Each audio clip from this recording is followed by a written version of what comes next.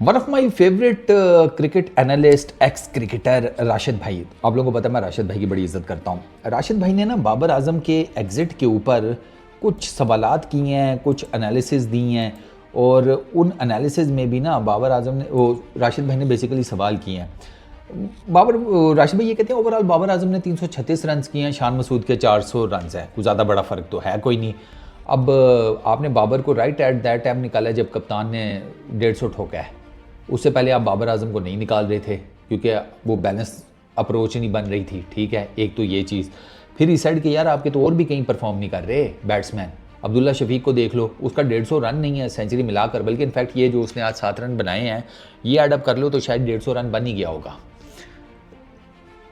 आपके सामने अब्दुल्ला शफीक की परफॉर्मेंसेज, वो कहते हैं वो भी तो खेल रहा है, बाकी सारे भी खेल रहे हैं। तो इसमें ये ओवरऑल मुझे ये समझाएं, राशिद भाई पूछते हैं कि ये टेस्ट मैच फिर आप ये कैसे कह रहे हैं कि बाबर आजम की वजह से आ रहे, क्योंकि ये बात हो रही है कि जी हम टेस्ट मैच बाबर आजम की वजह से आ रहे हैं। राशिद भाई पूछ रहे हैं कैसे, समझाओ ज़रा मुझे। ठीक है, सब ने ख़राब परफॉर्मेंस दी है, आई टोटली एग्री। बांग्लादेश के अगेंस्ट आप हारे, कलेक्टिव फेलियर था। आप इंग्लैंड के अगेंस्ट पहला टेस्ट मैच हारे हैं, कलेक्टिव फेलियर है। इसमें सिर्फ और सिर्फ बाबर आजम को टारगेट करना ये गलत है और बाबर आजम को जानबूझकर टारगेट किया गया है, ये राशिद भाई की स्टेटमेंट है।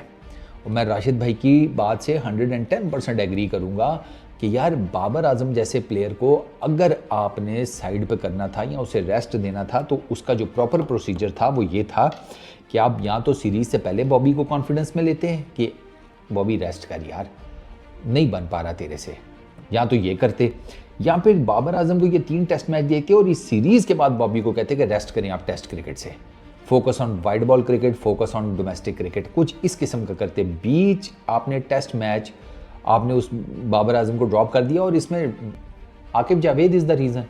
हर कोई बात कर रहा है तो मैं क्यों ना करूँ।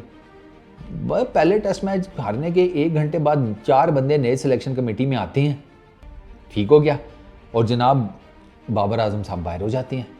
तो उसमें सारे को ये रिपोर्ट कर रहा है कि आकिब जावेद ने सबको कन्विंस किया कि यार बाबर को बाहर करो। जेसन गिलेस्पी नहीं माना हुआ था, शान मसूद पहले नहीं माना हुआ था, बाद में कुछ कहते हैं कि उसने खामोशी इख्तियार कर ली। मुझे तो ये लगता है कि शायद जेसन गिलेस्पी और शान मसूद एंड तक नहीं माने होंगे, क्योंकि आपको पता है बाबर आजम से अब बंदा इन ग्रोसरी वालों की बातों पे क्या यकीन करे यार। एक कहता है बाबर आजम को कॉन्फिडेंस में लिया अजहर अली ने जाकर बात की, दूसरा आज हमें बता रहा है कि नहीं अजहर महमूद ने जाकर बात की थी। तो तुम्हारा तो यही नहीं समझ में आता कि तुम लोगों की खबरों के ऊपर बंदा क्या यकीन करे कि तुम तो वो बंदा नहीं बता पा रहे सही एक करके कि जिसने बाबर आजम से जाकर बात की है। टू हेल विद इट, जिसने भी बात की है बाबर आजम से, ना तो जेसन गिलेस्पी ने बात की है, ना शान मसूद ने की है, ना किसी मेरा ख्याल है सिलेक्टर शेक्टर ने की है, मोस्ट प्रॉब्लली शायद अजहर महमूद ने की है। अजहर महमूद ने किया या अजहर अली ने किया, चलो दोनों में से किसी एक ने तो किया ना, तो उसने बाबर आजम को बताया कि यार नहीं बन पा रहा है एंड ऑल दैट स्टफ। लेकिन ये नहीं, कम अज़ कम चलो ठीक है आपने बाबर आजम को साइड पे करना था। कोई बंदा कोई हिसाब किताब लगाता है, कोई देखता सुनता है कि यार आपके इस डिसीजन का क्या इम्पैक्ट आएगा। फ़खर ज़मान ने हमें तो नहीं कहा कि आपके इस डिसीजन का इम्पैक्ट आएगा, आपकी इस डिसीजन की वजह से चीज़ें जो है वो मज़ीद ख़राबी की तरफ जा सकती हैं। ये फ़खर ज़मान आपकी टीम का एक सीनियर प्लेयर है, उसने बात की है।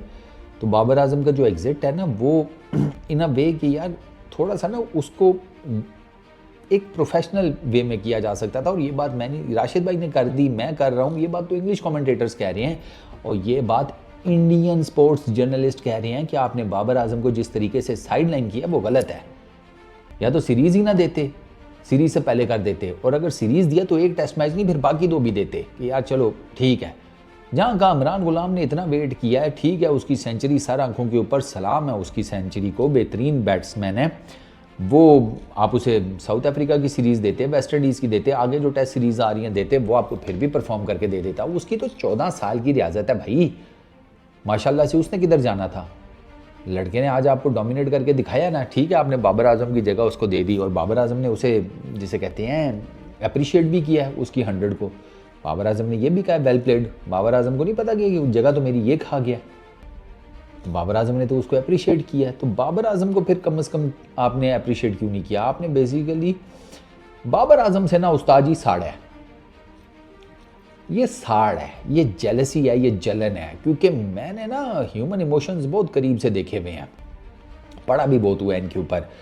जिस तरीके से बाबर आजम को क्रिटिसाइज़ किया जाता है ना, मीडिया, सोशल मीडिया के ऊपर जर्नलिस्ट की तरफ से, एक्स क्रिकेटर्स की तरफ से, ये आम क्रिटिसिज्म नहीं है। सॉरी टू से, ये आम क्रिटिसिज्म नहीं है, ये एक पर्सनल लेवल के ऊपर एक ग्रज फील होती है। क्योंकि डीप डाउन बात है तो बड़ी अजीब सी, लेकिन है बात सच्ची। मेरा बाबर आजम ना सारी लाइमलाइट अपने ऊपर ले गया था, और ये हुआ है ये अच्छा नहीं हुआ, ये भी फैक्ट है। ये अच्छा नहीं हुआ था बाबर आजम के लिए कि सारी लाइमलाइट बाबर आजम पर आ गई थी। क्योंकि ये जो हमारी सोसाइटी है ना, ये एकदम हीरो बनाती है। फिर हीरो जब कोई चट्टान नहीं तोड़ पाता या किसी पहाड़ को नहीं उठा पाता या हीरोइन को दुश्मन के या गुंडों के, जिसे कहते हैं गोट या हजूम से नहीं निकाल पाता, तो हमारे लोग उसे ज़ीरो करने में भी टाइम नहीं लगाते। यही बाबर आजम जो हमारी आंखों का तारा था, आज हम इसको कोई गली क्रिकेटर कह रहा है, कोई छपड़ी क्रिकेटर कह रहा है। ओए होए होए होए, ये जो गली क्रिकेटर और छपड़ी क्रिकेटर कह रहे हैं ना बाबर आजम को, बाबर आजम, तुम जाके शीशा तो देखो सारे।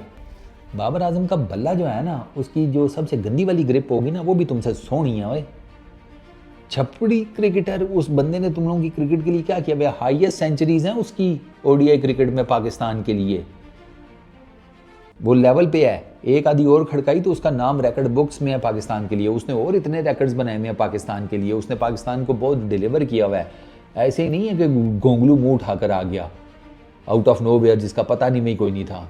तो ये ना करो यार, you should respect your cricketer. ठीक है, तुम्हारा हीरो नहीं है, कोई दिक्कत नहीं है, तुम्हें बहुत ज़्यादा पसंद नहीं है, कोई दिक्कत नहीं है। मैं बाबर आजम का फ़ैन बॉय नहीं हूँ, दुनिया सारी को पता है। मैं क्वालिटी क्रिकेट के ऊपर बिलीव करता हूँ, क्वालिटी बैटिंग, क्वालिटी बॉलिंग, ठीक है, मुझे क्वालिटी फील्डिंग, मुझे और मेरे लिए वो किसी भी टीम का हो, मुझे मज़ा आता है देखकर। मैं एक न्यूट्रल क्रिकेट फ़ैन हूँ जिसको क्रिकेट देखकर मज़ा आता है, अच्छी क्रिकेट देखकर उसे मज़ा आता है। वो अच्छी क्रिकेट, वो अच्छी इनिंग्स बांग्लादेश का प्लेयर खेल जाए, जिम्बाब्वे का खेल जाए, नेपाल का खेल जाए, इंडिया का खेल जाए, किसी भी मुल्क का खेल जाए, मुझे कभी फ़र्क नहीं पड़ा। मैंने कभी बाइसेस नहीं बनाई, तो तुम भी मत बनाया करो बे। हम ही बिला वजह में उस बाबर आजम को ट्रोल किए जा रहे हैं, something like that. I really hope कि बाबर आजम का अब जब कम बैक हो ना पाकिस्तान की क्रिकेट में, तो वो आकर जब रन्स के अंबार लगाए ना, तो फिर मज़ा आए। क्योंकि फिर मैं ना बाबर आजम के जो बैट की हत्ती है ना, वो तुम्हें सूंघाऊँगा। कहूँगा सूंघो, तुम कहोगे ना कि यार सूंघने से क्या होगा, मैं कहूँगा अबे ये एनेस्थीसिया दे रहा हूँ मैं तुम्हें। उसके बाद यही हत्थी जो है ना, ये मैं तुम्हें दूंगा, लेकिन फिर वो नाक के करीब नहीं होगी। शर्म या करो, बिला वजह में उस बेचारे को ट्रोल कर रहे हैं। ऑलरेडी उसके ऊपर बैड पैच आया हुआ है, उससे रन्स नहीं हो पा रहे। एज ए इंटरनेशनल क्रिकेटर, जिसे दुनिया के बेहतरीन बैटर्स में से कंसिडर किया जाता है, उसके ऊपर सोचो बेचारे के ऊपर क्या गुजर रही होगी कि उससे नहीं हो पा रहा, रन्स नहीं हो पा रहे, उसके दिल पर क्या गुजर रही होगी। ये अलग बात है कि मैं आज भी मानता हूँ कि बाबर आजम से भी कई ब्लंडर हुए हैं, बाबर आजम से भी कई मिस्टेक्स हुई हैं, वो सारी चीज़ें अपनी जगह के ऊपर। स्टिल मैं कहता हूँ कि उस लेवल के ऊपर बाबर आजम की तजलील नहीं होनी चाहिए जिस लेवल पर हो रही है। और फिर अगर तुमने करनी है तो बाकी उनकी भी करो ना, फिर मेरी तरह के बनो कि जब रगड़ा लगाना है तो फिर भैया सबको लगाना है। ऐसा नहीं है कि ये पसंद है, चिकना है ना, ये मुझे पसंद है, और ना मेरा वो वाला, ओ माय गॉड नसीम, नहीं बेबी, सबको लटाओ। फिर कलेक्टिव फेलियर को सीधा डाल दिया एक बंदे के खाते पे, ये कहाँ का इंसाफ है? ओए यही काम तुम्हारा पीसीबी कर रहे हैं कि एक बंदे का फेलियर वो कंसिडर हो जाता है जनाब के इधर तो धमा चौकड़ी मची पड़ी हुई है, क्रिकेट में कोई चीज़ ठीक हो नहीं रही आपकी, ना सिलेक्शन कमेटी का कोई समझ आती है, ना आपके चीफ सिलेक्टर की कभी समझ आई है। 3 साल में 26 सिलेक्टर चेंज कर चुके हो, 5-7 कोचेस चेंज कर चुके हो, 5-7 ही चीफ सिलेक्टर चेंज हो चुके हैं, 4 आपके पीसीबी के चेयरमैन चेंज हो चुके हैं, कप्तान आप रैपिडली चेंज किए जा रहे हो। तो फिर एक बात बताओ, इतनी रैपिड चेंजेस के साथ कौन सी स्टेबिलिटी आती है भाई? स्टेबिलिटी टाइम मांगती है, स्टेबिलिटी टाइम से आती है, टाइम देना पड़ता है। कहाँ जिंदगी कहाँ गुजारते हो? कौन सी मोरी है जिधर लाइट भी नहीं जा रही और तुम्हें समझ ही नहीं आ रही? तुम मोरी से बाहर निकले हो, तुमने उजाला देखा है, तुम कह रहे हो कि ये कौन सी दुनिया में आ गए भाई, वापस चलो। हमारा भी वो अन्य मेंढक वाला हिसाब है। एक तो मेंढक ऊपर से अंधा, तो उसे ये लगता था कि जो उसका कुआं है ना, वही कुल कायनात है, उसके बाहर की दुनिया एग्जिस्ट ही नहीं करती। निकलो बे उस छप्पड़ और कुएं से, दुनिया बहुत बड़ी है। बेस्ट ऑफ लक बॉबी यार, मेरी तो दुआएं आपके साथ हैं। आई रियली होप कि आपकी फॉर्म वापस आए और आप पाकिस्तान के लिए रन्स करने शुरू करें और आप फिर से दोबारा पाकिस्तान के दी मोस्ट प्रोलिफिक, प्रोमिनेंट और डायनामिक किस्म के बैट्समैन दोबारा बने। इस वीडियो में इतना ही। अपना बहुत ख्याल रखना, नेक्स्ट वीडियो में मुलाकात होगी। Peace out.